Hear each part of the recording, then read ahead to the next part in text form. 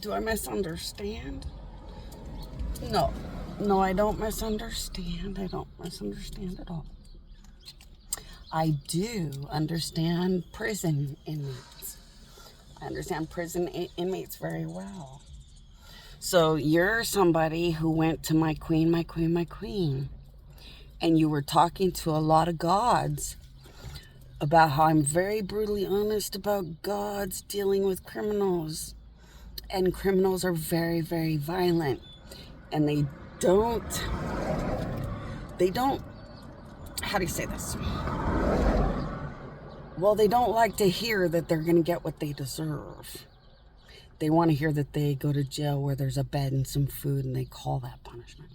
So when they feel that they will get what they truly deserve, they want to get very violent and destructive because they don't want to actually pay for anything they do, because criminals are overly violent and barbaric, but only want to dish it out and don't ever want to take it. I understand that.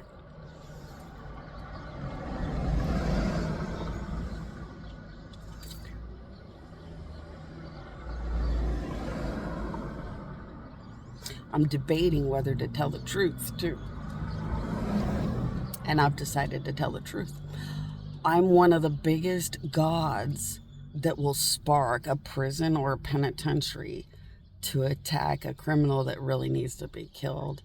Because if they ever escaped, they are more of a nightmare than anything they ever got prosecuted for. 9 times out of 10, their crimes are far, far more and worse than they ever say. And 9 times out of 10, their crimes are far, far more than evidence can ever prove. And they're smart enough to know to never admit to any more than you already can prove. So I am one of the worst gods that make the most violent energy and instigate in prisons and penitentiaries to get other inmates to tackle and kill some criminal that just really cannot be alive anymore, because they'll do too much harm and mass devastation or something if they got back out. Because usually they've killed like 20, 40, 60 people and only got prosecuted for 5 or 6 or 7 or something. Or they killed like a whole part of a city and only got prosecuted for a chunk of what they had done.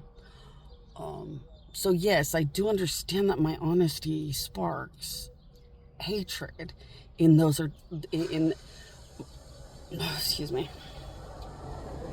I understand that a real God that addresses real crime and real punishments is going to have a lot of violent hatred. However, there's no way to win, so they just have to get over it. You get that? Like, God beats man. Just let it go. It's just their problem. Really, when they're at work. I mean, if I can keep my problems to myself and just go to work and be an employee or whatever, so can they. It is really embarrassing and stupid to go into a Lyft ride and treat it like the fight of God. I mean, seriously. When you're on work time, it's just professional, legal work time. When you're a passenger in a Lyft ride, it's just a passenger in a Lyft ride. You want to fight with God, you take it out to where fights with God makes sense.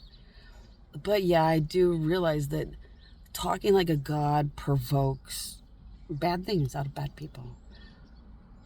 But it's their soul that they're like, there's no way to win. I'm like, God wins, not humans. So yeah, they got a problem with honesty and truth, but they can get over it and realize a soul can die forever. And maybe gods are trying to help them to sober up and really get over it, because they can't win anyway. It doesn't matter about their violent problem. They need to let it soak in that reality is just reality.